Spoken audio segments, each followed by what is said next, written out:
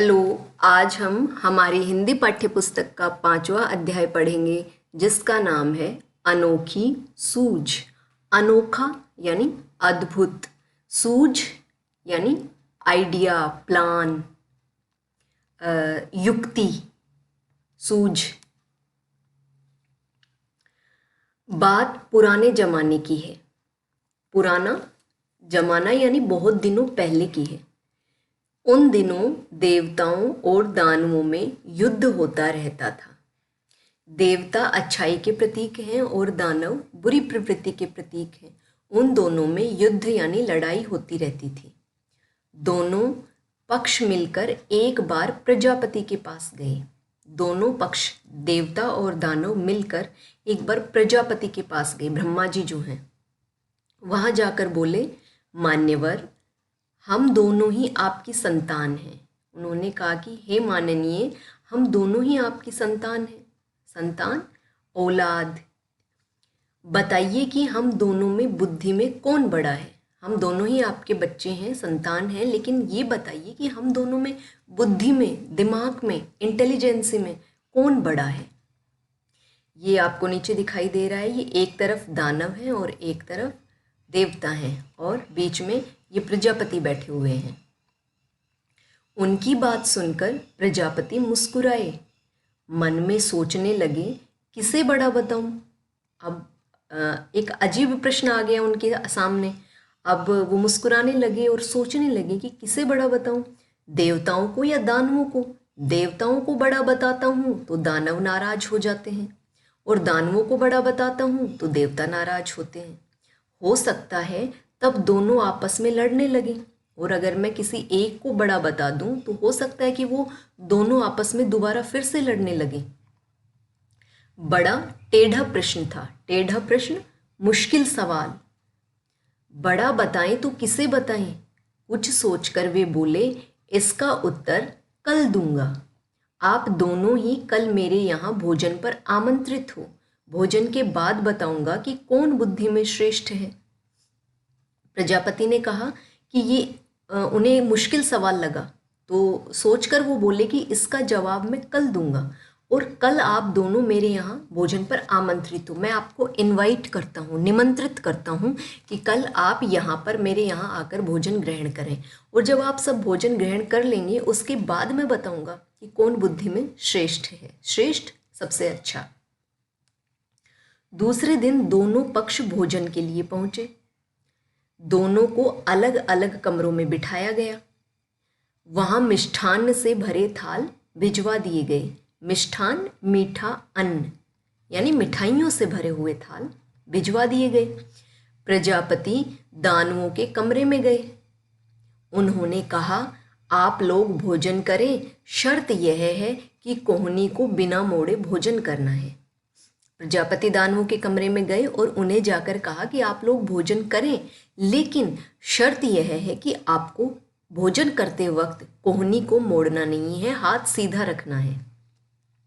यही बात उन्होंने देवताओं से भी कही। प्रजापति की बात सुन दोनों परेशान हुए। प्रजापति ने जब कहा कि आपको भोजन तो करना है लेकिन हाथ कोहनी से नहीं मोड़ना है, तो दोनों परेशान हो गए। बिना हाथ को मोड़े कैसे हम भोजन ग्रहण कर सकते हैं। वे एक दूसरे का मुंह ताकने लगे, एक दूसरे की तरफ वो आश्चर्य से देखने लगे। समस्या थी, खाएं तो खाएं कैसे। अब एक अजीब समस्या प्रकट हो गई उनके आगे कि वो कैसे खाएं, भोजन कैसे ग्रहण करें। कोहनी नहीं मुड़नी चाहिए, भोजन भी नहीं बचना चाहिए, प्रजापति की आज्ञा का भी पालन होना चाहिए। देवताओं ने एक उपाय सोचा। एक आइडिया आया उनके दिमाग में। कमरे के किवाड़ बंद किए, किवाड़, दरवाजे, गेट। आमने सामने बैठ गए। लड्डू उठा उठाकर एक दूसरे के मुंह में देने लगे। आमने सामने देवता बैठ गए और वो एक दूसरे लड्डू उठा उठाकर और एक दूसरे के मुंह में देने लग गए। इससे उनका हाथ सीधा ही रहता था और भोजन भी ग्रहण किया जा रहा था। कुछ देर में थाल साफ हो गया। प्रजापति की जो शर्त थी वो पूरी हो गई, ना तो उनका हाथ मुड़ा और भोजन भी खत्म हो गया। सारे लड्डू समाप्त हो गए। न हो हल्ला न शोरगुल, न कोई शोर मचा न कोई हो हल्ला हुआ। देवताओं ने शांतिपूर्वक, शांति से, तसल्ली से भोजन किया। दानव अपने कमरे में परेशान थे, सोचने लगे बेकार ही यहाँ आए। दानव क्या सोचने लगे कि बेकार ही हम यहाँ पर आए, व्यर्थ में ही हम यहाँ आए। नहीं आते तो ये परीक्षा तो नहीं देनी पड़ती, आ ही गए हैं तो परीक्षा देनी ही पड़ेगी। दानवों ने भी किवाड़ बंद किए। दानवों ने भी अपने कमरे के, अपने कक्ष के जो दरवाजे थे वो बंद कर लिए। लड्डुओं के थाल पर टूट पड़े। टूट पड़ना यानी वो उनके ऊपर जल्दी जल्दी उठाकर वो खाने लग गए। लड्डू लेकर ऊपर उछालने लगे और लड्डू हाथ में लिया, कोहनी तो मोड़नी नहीं थी, इसलिए सीधा हाथ में लिया और लड्डू को ऊपर उछाला। लड्डू जब नीचे आते तो मुंह खोल लपकते। लड्डू जब नीचे आता तो मुंह को खोल उससे लपक लेते। लड्डू जमीन पर गिरते और चूर चूर हो जाते। अब ज़रूरी नहीं है कि सभी लड्डू ही मुंह से लपके जाएं, तो कुछ लड्डू ज़मीन पर भी गिर जाते और वो चूर चूर हो जाते, यानी बिखर जाते। कमरे से हो ही की आवाज़ें आती रही, यानी शोरगुल होता रहा। वो थाल पर टूट पड़े थे वो, तो उन्होंने व्यवस्थित तरीके से शांतिपूर्वक भोजन ग्रहण नहीं किया, बल्कि वो थाल पर टूट पड़े और ऐसे ही उठा उठा के ऊपर लड्डू फेंकते और नीचे मुंह खोल के लपकते। इससे भोजन भी खराब हुआ और कमरे में हो ही की चीखने चिल्लाने की आवाज़ आती रही। चीखते चिल्लाते और लड़ते झगड़ते रहे और लड़ते झगड़ते भी रहे। सारी स्थिति स्पष्ट थी। सारी स्थिति अब अपने आप ही स्पष्ट थी। इसका निर्णय तो अब आप लोग भी कर सकते हो कि कौन बुद्धि में श्रेष्ठ है ना। प्रजापति ने कहा देवता ही श्रेष्ठ हैं, देवता ही अच्छे हैं बुद्धि में, उनमें दिमाग ज़्यादा है, उनकी बुद्धि अच्छी है, उनमें इंटेलिजेंसी ज़्यादा है। जानते हो क्यों? इसलिए कि उन्होंने सहकार की भावना से काम किया। सहकार यानी जब हम दूसरों के साथ मिलकर कोई काम करते हैं, उनको साथ लेके चलते हैं, वो होती है सहकार की भावना।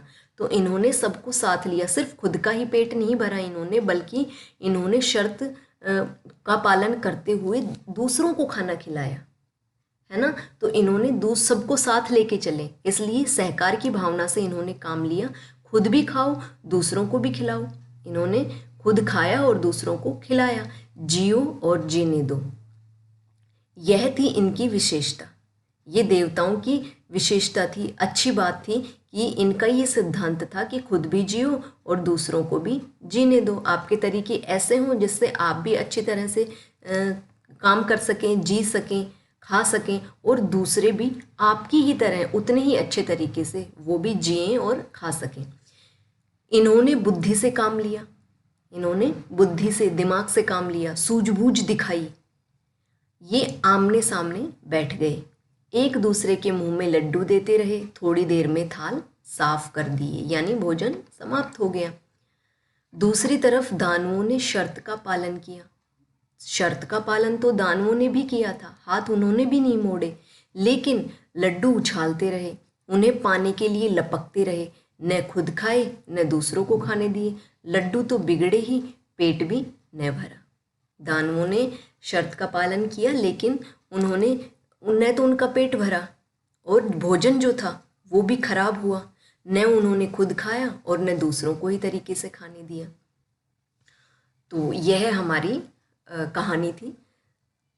शिक्षण संकेत, जिसके पास बुद्धि है उसके पास बल है।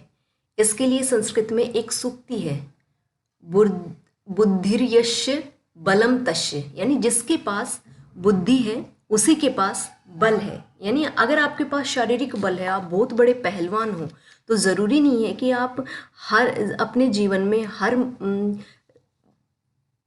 हर समस्या को आप अपने शारीरिक बल से सुलझा लेंगे। नहीं, आपके अंदर मानसिक बल भी होना चाहिए, बुद्धि का बल भी होना चाहिए, क्योंकि बहुत सारी समस्याएं ऐसी होती हैं जिनमें अगर बुद्धि से काम लिया जाए तो वो आसानी से उन पर काबू पाया जा सकता है। तो इस पौराणिक कहानी में देवताओं की परीक्षा में सफल होने का यही आधार बताया गया है।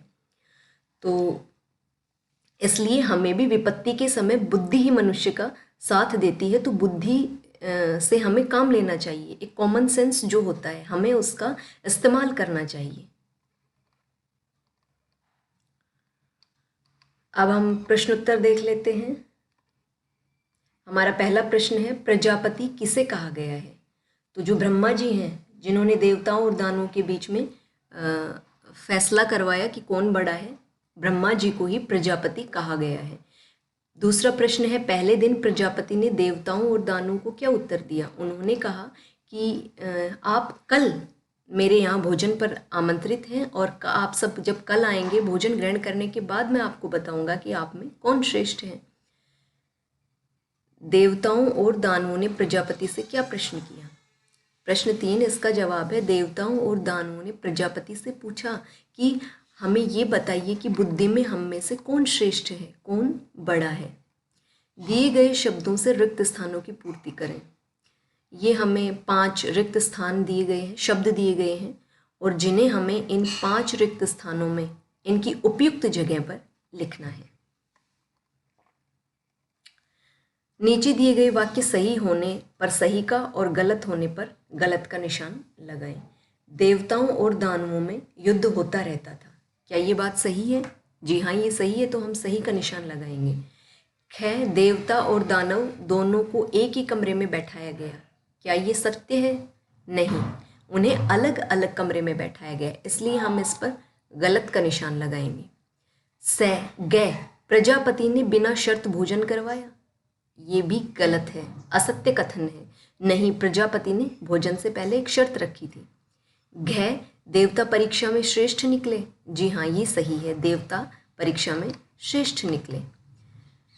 प्रश्न 3 है, प्रजापति ने भोजन करने के लिए किनको आमंत्रित किया? प्रजापति ने भोजन करने के लिए देवता और दानव दोनों को आमंत्रित किया। प्रश्न 4, प्रजापति ने भोजन करने की क्या शर्त रखी? प्रजापति ने भोजन करने की शर्त रखी कि आप सभी भोजन ग्रहण करो, लेकिन आपकी कोहनी नहीं मुड़नी चाहिए। भोजन करते वक्त आपका हाथ सीधा रहना चाहिए। प्रश्न 5, देवताओं ने अपनी सूझबूझ कैसे दिखाई? इसका जवाब है, देवताओं ने अपने दरवाजे बंद किए, अपने कमरे के दरवाजे बंद किए और वो एक दूसरे के आमने सामने बैठ गए और उन्होंने बिना हाथ मोड़े शर्त का पालन करते हुए शांतिपूर्वक सारे थाल, मिठाई के जो लड्डुओं के थाल थे वो समाप्त किए बिना किसी शोरगुल के। इस तरह से देवताओं ने अपनी सूझबूझ दिखाई। प्रश्न 6, शोरगुल कौन कर रहे थे और क्यों? शोरगुल दानव कर रहे थे। क्यों? क्योंकि वो एक व्यवस्थित तरीके से भोजन नहीं ग्रहण कर रहे थे। उन्होंने शर्त का पालन करते वक्त वो लड्डू उछाल रहे थे और उनको मुंह से लपक रहे थे। इससे अव्यवस्था हो रही थी और शोर हो रहा था। उनका जो तरीका था वो उसकी वजह से शोरगुल हो रहा था। प्रश्न 7, प्रजापति ने किसको श्रेष्ठ बताया और क्यों? प्रजापति ने देवताओं को श्रेष्ठ बताया क्योंकि उन्होंने अपनी सूझ से, अपनी बुद्धि का इस्तेमाल करते हुए सहकार का भाव दिखाया, इसलिए प्रजापति ने देवताओं को श्रेष्ठ बताया। इसके बाद आती है भाषा की बात। टूट पड़ना एक मुहावरा है। हमारे पाठ में आया है कि दानवों ने दरवाजा बंद किया और वो भोजन की थाल पर टूट पड़े एकदम से, यानी जिसका अर्थ है झपटना। टूट पड़ना, झपटना। इसी प्रकार नीचे लिखे मुहावरों का अर्थ बताएं। नीचे 2 मुहावरे लिखे गए हैं। चूर चूर होना, इसका अर्थ है बिखर जाना। हमारे पाठ में जो चूर चूर होना है वो शाब्दिक अर्थ है जिसका अर्थ है बिखर जाना, लेकिन चूर चूर होना इसका अर्थ है बहुत अधिक थक जाना। आज हमने हमारे विद्यालय की सफाई, इतनी साफ सफाई की कि हम चूर चूर हो गए, यानी हम बुरी तरह से थक गए हैं। सूझबूझ दिखाना यानी समझदारी का परिचय देना, है ना। तो जैसे अमित की जान उसके पिता की सूझबूझ से बच गई, यानी उसके जो आपात स्थिति होती है उसमें तुरंत निर्णय लिया जाता है ना। तो सूझबूझ यानी अपना समझ दिखाना, अपनी सूझबूझ दिखाना, समझदारी से कोई निर्णय लेना, तुरंत और समझदारी से निर्णय लेना, सूझबूझ दिखाना। जैसे देवताओं ने सूझबूझ दिखाई। प्रजापति दानवों के कमरे में गए। इस वाक्य में के दानवों और कमरे का संबंध बता रहा है। तो का, के, की ये तीनों संबंध बताने के काम आते हैं। संबंध यानी कि जैसे यह उसकी वस्तु है, उसकी, ये वस्तु और उस दोनों के बीच का संबंध बता रही है।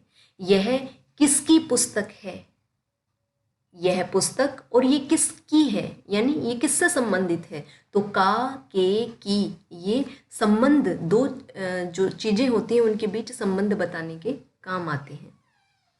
अब आपको पाठ में से वो 5 वाक्य छांटने हैं जिनमें का, के, की का प्रयोग हुआ हो। आगे है, जहां एक संज्ञा शब्द का दूसरे शब्द के साथ संबंध बताया जाए उसे संबंध कारक कहते हैं।